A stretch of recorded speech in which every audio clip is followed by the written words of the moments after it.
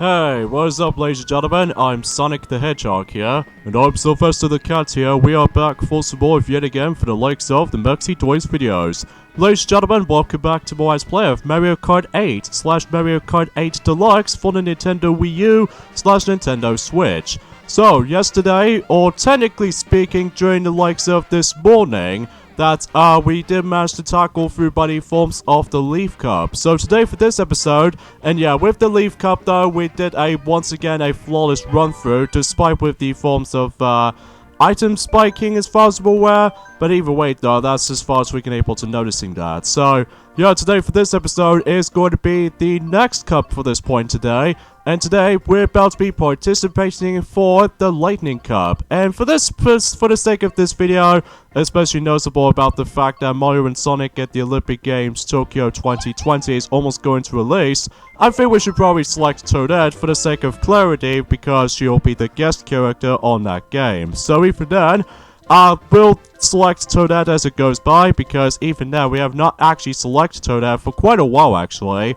Ever since during the forms of, let's just say, in Mario Party Star Rush for our life, or something like that, or maybe Mario Kart Wii for the actual redo Let's Play of that particular game. So, we'll use this combination as it goes, and we're about to get this thing to it, in the Lightning Cup. So, yeah, if you probably could tell already that our voices actually got a little bit croaked up at this point, because, well, do you remember what we said yesterday, or technically, this morning, or we'll point things out whenever we get this thing started. So as you can see, the first track we're going to be racing on in the forms of the Lightning Cup in this game, which we have the returning track from Mario Kart DS, which is Tick-Tock Clock, which happens to be my favorite track in Mario Kart DS, and I'm very glad that track will make its return in the forms of the HD makeover on Mario Kart 8, so I'm very glad that track usually exists again. So, and the obvious difference between the forms of the original Mario Kart DS track for Tick-Tock Clock is the actual aesthetics, and especially noticeable with the actual clock cans, they are no longer going to be as hazardous or anything like that. So instead, they actually did manage to able to act out somewhat feels like a platform almost. And also the trick system, as well as the gliding section, and everything else to be expected, I know and love from the likes of how it does in the original counterparts.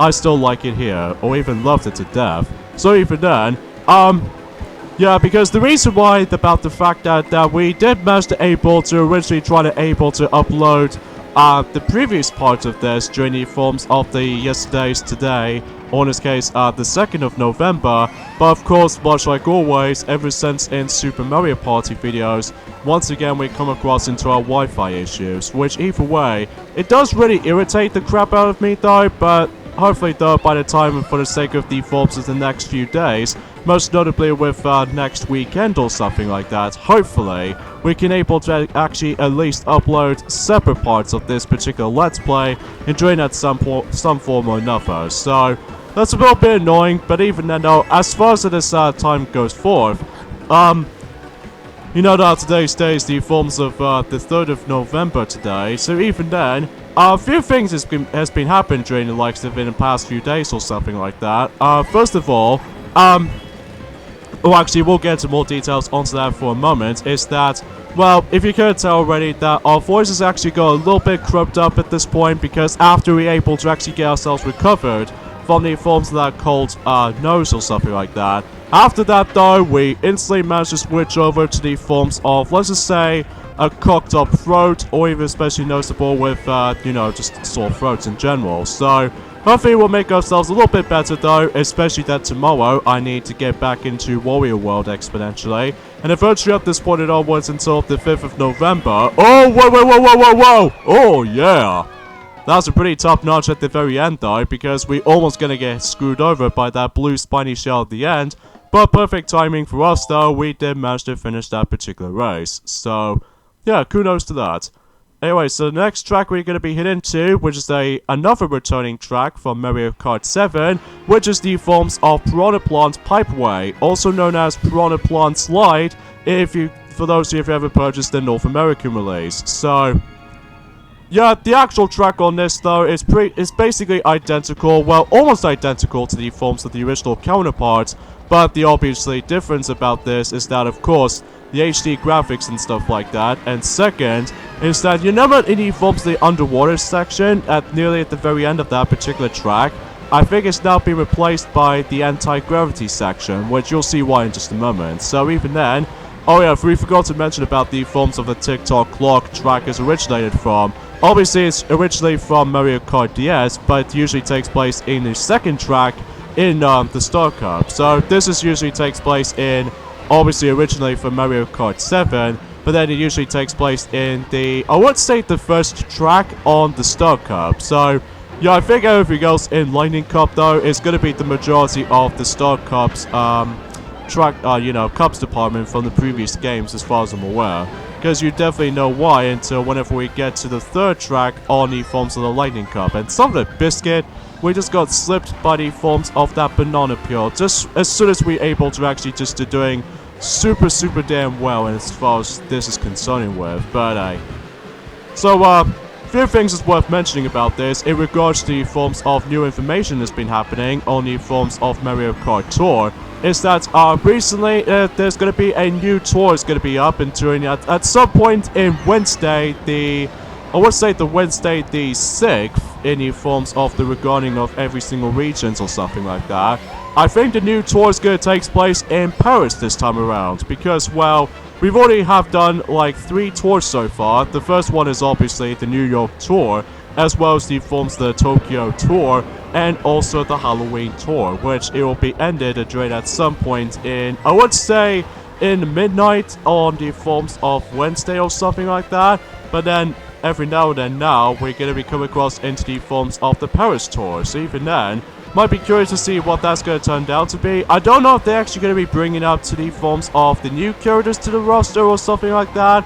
Although apart from the forms of the actual exclusive character from that particular tour. Because we basically gathered all of the characters basically at this point right now, ever since during the forms of the past few games or something like that. So, who knows if they're actually going to be making the other Nintendo characters appearance or something at some form or another one day. Most notably with, of course, the Splatoon characters or the Link, or, well, potentially Link from the Legend of Zelda universe, or even especially noticeable with other Nintendo franchises here and there as well.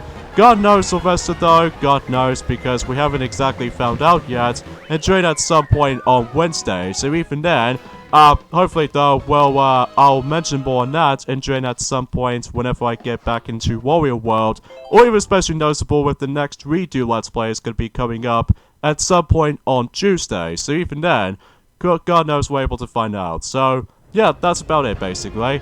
So the next track, as you can see, we're now going to be going back into Grumble Volcano ever since in Mario Kart Wii, originally as in the 4th and the final track in the Star Cup. So, the obviously noticeable difference between the original counterpart of this than the likes of how it does it on this version is that, well, obviously the graphics, of course, and second is the fact that they're actually going to be bringing us into the actual gliding features and stuff. So, that was the only difference we can think of, but apart from those side of things, that it plays exactly similar to the Wii version counterpart, but obviously with the Mario Kart 8 new features and all that stuff. So, aside from everything else though, there's not much else I can really speak of, aside from that, well, we've already got about 5 more days to go until, well, let's just say, enjoying about 2 days time left until the North American release of Mario & Sonic at the Olympic Games Tokyo 2020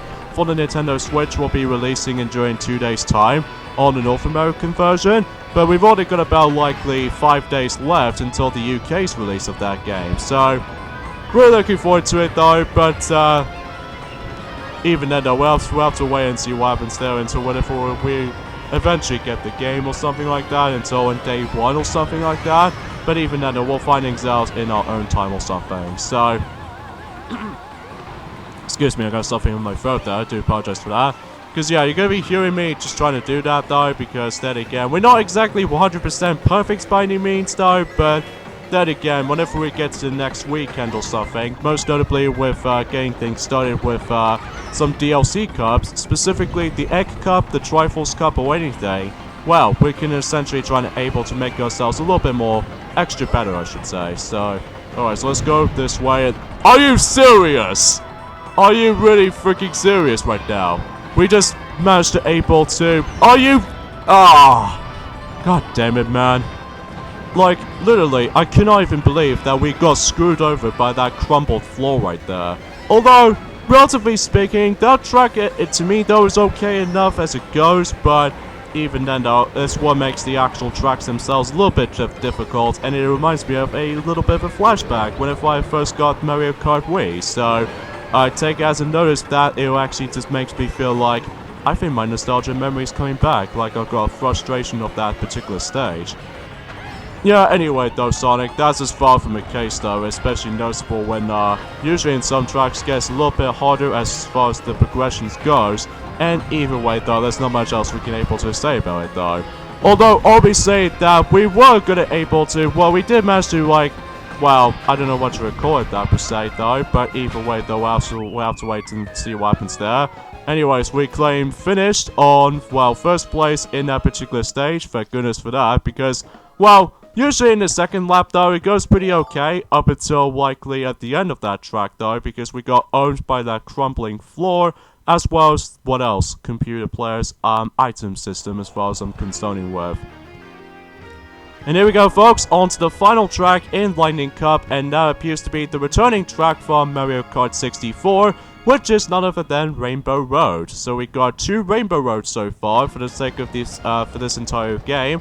Up until when we get to the forms of the Triforce Cup on the other hand though, well, you might as well find out until next weekend. So, and I actually really do like this version of Mario Kart 8 Rainbow Road of the N64 Rainbow Road variation, because for one, the music is so amazing, and second, it feels like a proper Rainbow Road to me though, well, apart from the fact that it did manage to bring that back from the likes of Mario Kart 64 variation, and second, there's actually a train in here this time around though, which is pretty cool if I should say for this matter. And also we got the returning fireworks display, which is always a pleasing to the eye, as well as the forms of the actual returning chain jumps as hazards, although the only difference is now is that about the fact that they usually bounce all over the place, just like the forms of how it does it on Mario Kart 7's Rainbow Road, and also they're no longer going to be munching through the actual floor.